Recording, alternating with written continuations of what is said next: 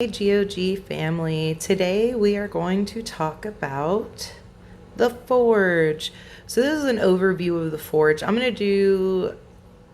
really debating because I could do a whole video on equipment types, a whole video on gemstones, which I'll do.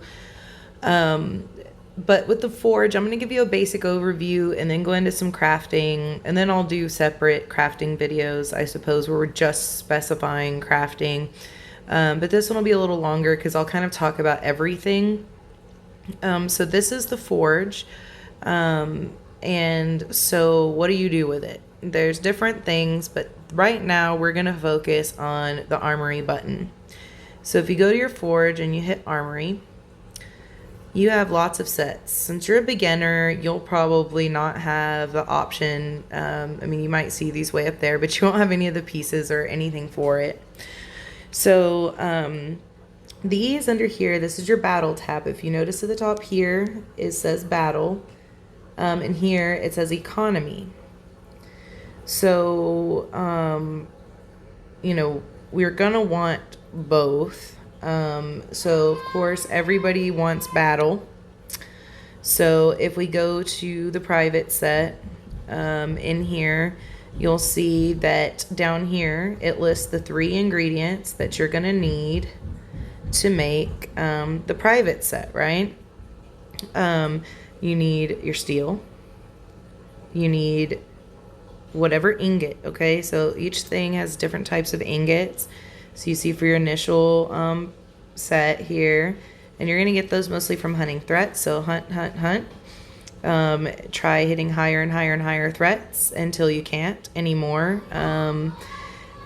So on here it says that to make this charger cuirass, you need steel, you need the ingot, and you need some crimson gold. And it tells you how much you need versus what you have. So how much you need is on the right and how much you have is on the left. I need 20 of these ingots. I have 509. So you'll start out with this as your baby battle set. You see that the stats that this piece gives you are listed over here on your right side: distance health, infantry health, cavalry damage received, and cavalry health. Okay, that's for the chest piece. You see your boots give you different stats. The march speed for the boots, yada yada. Each piece of each set gives you different stats.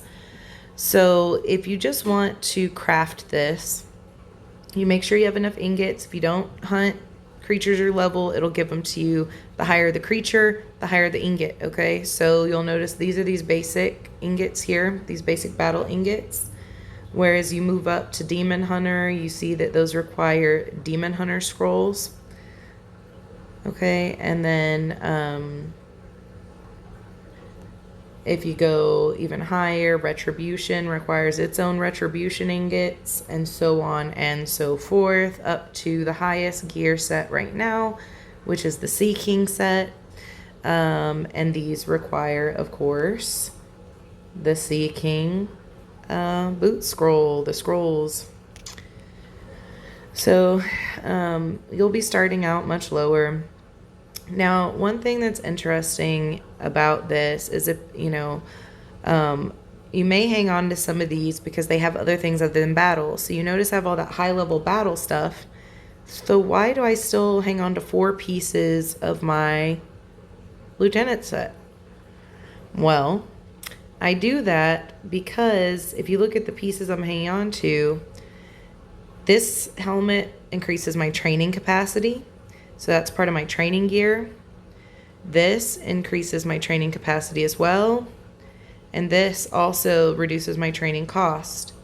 So there are higher level training pieces you can buy that do these things at a much higher level. But for free and hunting wise, you craft these and you just need these basic battle ingots. So as opposed to the first set costing 20 ingots to make one, you see this set's more expensive. It costs 100 ingots to make one of these pieces.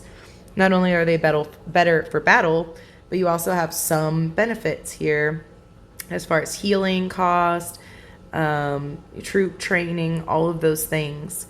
So there are benefits if you look through in the duelist set. I have the boot still.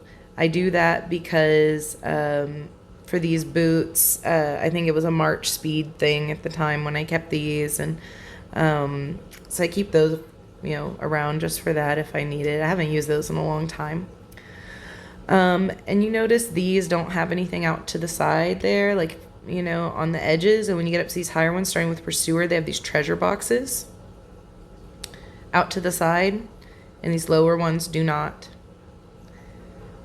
And that is because once you get to the higher ones, you see this treasure box has a number 1 next to it. That's because I have one of these here, the Bloodtooth Elixirs. You'll start getting Elixirs, and you'll get those offered in different events as well. You can also get them through hunting.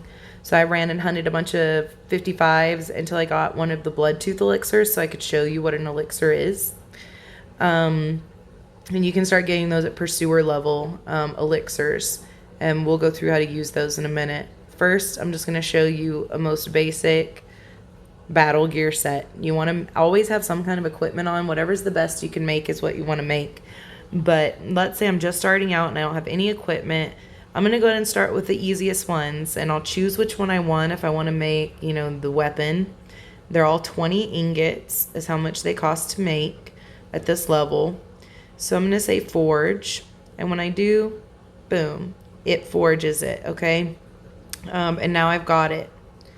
And then if I wanted to enhance it, people on my team are going to be wondering, what in the world am I doing? Because it displays every time you make equipment in the chat. But I'm going to spam the chat a little for the team. They can take one for me.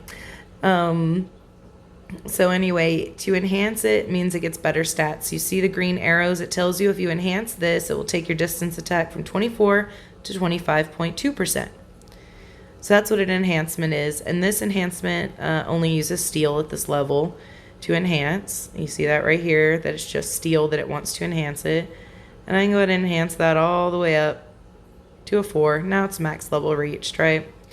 And then I click back on the forge button. If I want to equip it, I would put change. I don't really want to equip this, but I could if I wanted by hitting that. So say you've made this weapon and now you can make the lieutenant weapon, and you don't want this one anymore.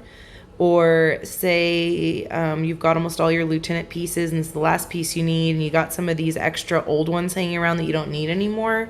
You can get rid of those by dismantling, and it'll tell you that I'll get back 390,000 steel. It'll give me back 20 of the basic battle ingots and 13 of the gold. So I'll go ahead and dismantle that and reclaim that, because now I have my 20 ingots back, and that could be the difference. If I have 80 ingots that I need to make the weapon here out of 100, and I need 20 more, I can just destroy the weapon from the set below that and use those 20 ingots to go ahead and make this one now.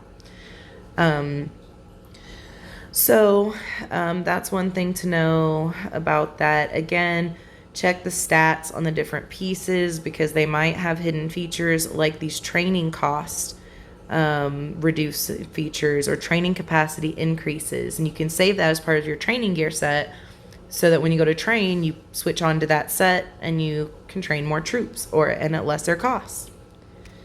So that's the basics on the battle side. And then once you get up to the higher sets and you get the option to use these elixirs, you'll see them both in your inventory. You'll see the elixirs down in here. They're little bottles, and they're different colors depending on which one. But this is the Bloodtooth Elixir. Shows I have one here. You can also access it from there. I've also picked up a lot of steel, and no one can steal your steel. So you can go ahead when you have it in your inventory and open it all up, so that you've got it to use. And I, have that one Bloodtooth Elixir. Well, what good does a lower level elixir do for me if I already have Sea King? You get steel, you get Raven Sapphire to upgrade your star levels, you get Crimson Gold, and then you can get ingots, basically the scrolls to make the equipment can pop out of an elixir every now and again. So right now, I don't need any Bloodtooth gear, but I have a Bloodtooth Elixir. So if I want to use it, for, to open it, I click the little treasure chest, and it brings me to this orb, and I just say activate one, and you say I have only one to use. If I had a bunch of them, if I had over 10, it would let me just do like a mass activation of them, but I only have one, so I'm just going to activate one. And these are what I got out of this draw. This is a luck of the draw. Early on, though, when you get those events where you can get Bloodtooth elixirs and things, get them all. Spend all your stuff on it. Boost your equipment level up. Opening them up, because if you're going to get a scroll in this last box right here, usually that's where your scroll comes up, and it'll give you like a, you know, a scroll for your hat or for your weapon or something like that. So you definitely want those. So get as many elixirs as you can and open them. And you'll get varying levels of prizes. The higher the elixir, obviously, the way more. Like, these are all like 208 pieces of crimson gold, 251 pieces. But on the higher levels, like if you're opening Sea King, you can be getting like thousands and thousands on each one of these little pedestals for each bottle of elixir you open. So this is what the elixir does for you. You got to open it, and then you can reap the benefits and craft. And as you go up, you'll notice that to make these is a little different. For Pursuer to make it initially, you just need to have your scrolls.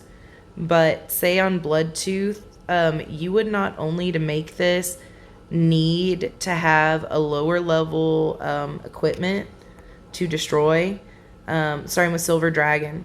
So once you get from Bloodtooth, you got to have a 3+ on all of these, because to make your next one up, the Silver Dragon, it requires a 3+ Bloodtooth chest piece that is destroyed to make the Silver Dragon one. The Sea King takes, you know, if I was going to make this, forge any of these for the first time, I would need a 3+ Silver Dragon chest piece to destroy to make my very first one of these. Then I need more scrolls of these to enhance it. You see here I need crimson gold. It's up to where it takes 6.68 million crimson gold just to do one enhancement for this chest piece. Okay. Hopefully all of that makes good sense to you. Another thing to show you is on these higher level equipment sets, you have these additional tabs. Not only can you enhance, like the original ones, you can forge or enhance, but you can move up in here, and you have star level now. So these Raven Sapphire lets you increase your star level. Each star level unlocks the next one of these down. So right now I only have 1 star, so only the first one. But if I had all 5 stars upgraded, I could then have all of these plus 386 plus 386. All those would be open. Excuse me. Then we have runes. And this, just as you see, the current benefit is it gives me a march capacity of 16,608. And the upgrade benefit will take me to that. So you need XP points to upgrade those, and you can get more XP by either defeating threats. You get rune XP every time you're wearing that armor and defeating a threat. And you can also convert equipment scrolls. So let's say I already have a 3 on my Bloodtooth chest piece. So I don't need to upgrade Bloodtooth chest piece any more than 3, because I'm now going to destroy it anyway to make a Silver Dragon. So I don't want to upgrade it beyond 3. And now I got another scroll for yet another chest piece.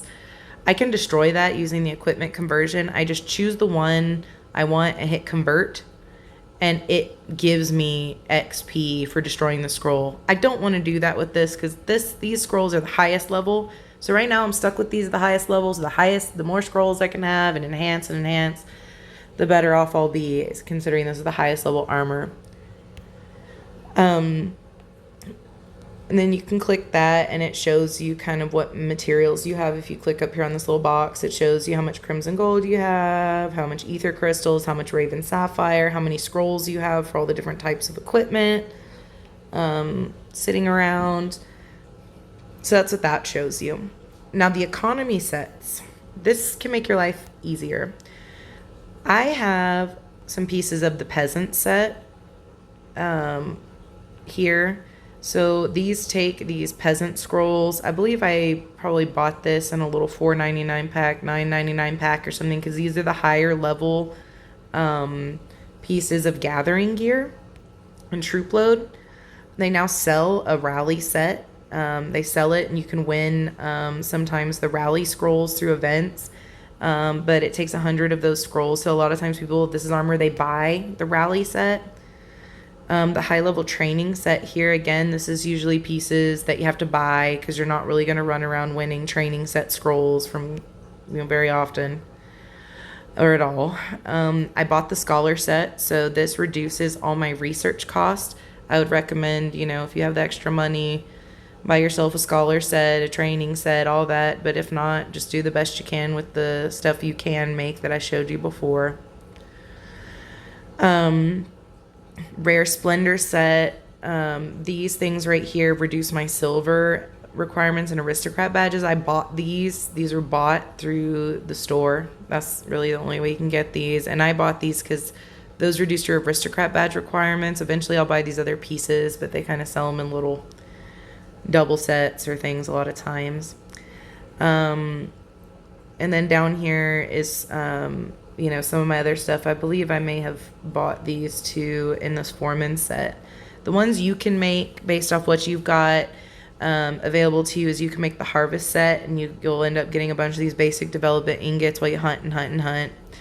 A lot of times early on, you're going to want, the hat is the free piece that gives you your research speed and construction speed bonuses, and some of these are just production, food gathering, again, research speed is on that one, construction speed. So some of these pieces you'll want in your research or construction sets at the beginning. Then you have, your next up, your prosperity. So when you get a chance to make these, takes, again, those basic development, but just like the other ones, the lower set takes 20. This one takes 100 to make each piece. I still have some of these because they have good, other things as far as trading or research, construction, whatever. Gathering is higher, troop load. So pretty much from there, you don't really see these higher level ingots after that. So in the economy set, for the most part, you're only really going to be able to hunt these bottom two for harvest and prosperity. So check out these sets, these lower level sets that you can make. Figure out which pieces are most beneficial for you for training and research and building and all of that. And just have your pieces, get those pieces to use. And then, having all these different sets, you're like, oh my goodness, I have all these different sets that I can make. Just go up here to your picture.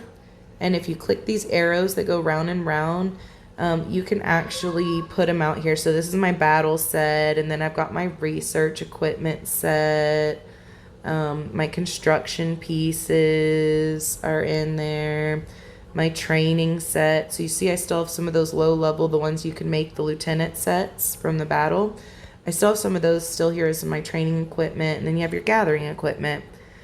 So you can quick change into all of those things. Once you make your little sets. Remember, in your settings, you may be able to see your stuff, but in your settings, you always in your game settings want your equipment display off, so other lords can't see if you're wearing your pajamas or if you're wearing your battle gear, okay? So make sure you keep that there. So that is just a basic overview of the armory. I'm going to do a whole nother video on gemstones. That's just too much to put into this one. And then, of course, or the forge here. So with your forge, again, upgrading this lets you upgrade your cannons as well here for Pirate Showdown. So I hope that helped you get a basic understanding of your armory, how things work as you go up. With these, you can earn these through hunting all the way up to Bloodtooth. After that, you can't really earn the Silver Dragon or Sea King hunting. There's lots of events that you can get those elixirs, pop those elixirs, or get the scrolls straight out. So, your goal obviously is to get to the top one, but like I said, once you get to Pursuer, you got a 3+ each Pursuer piece, or I think it's the Bloodtooth that you got to start 3+ing to get to the next level up. So watch your next level up as you get to these up here, the Pursuer, Bloodtooth, Silver Dragon, because I believe it's once you get to Bloodtooth, you have to get 3+ silver, but it may be that Pursuer is the one where to make your Bloodtooth, you need a 3+ Pursuer. But I think it actually starts at Silver Dragon that you need to destroy a 3+ Bloodtooth item to make your Silver Dragon item. And that's required. There's no way around it. Let's just buy the equipment already made, which is always an option as well. So I hope this helped you understand the Armory, how to make your basic gear, how to do a few basic things. If this helped you, give me a like and subscribe, please, and I will see you on the next go round. Thanks.